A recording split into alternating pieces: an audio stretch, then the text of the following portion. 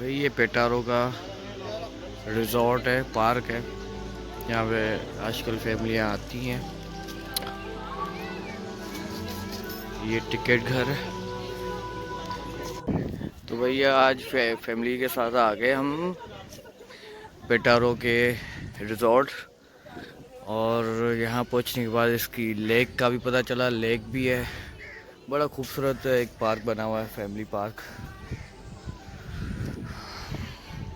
यहाँ पे हट्स वगैरह भी हैं अंदर ही अंदर, खाने पीने की चीज़ें हैं और सब कुछ, हर चीज़ की सहूलत है।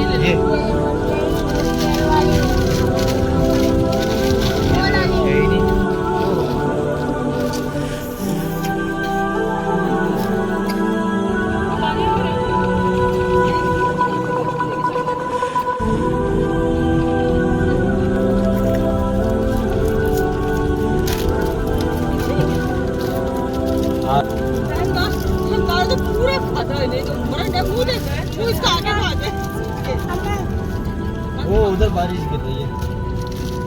सही हो जाएगी।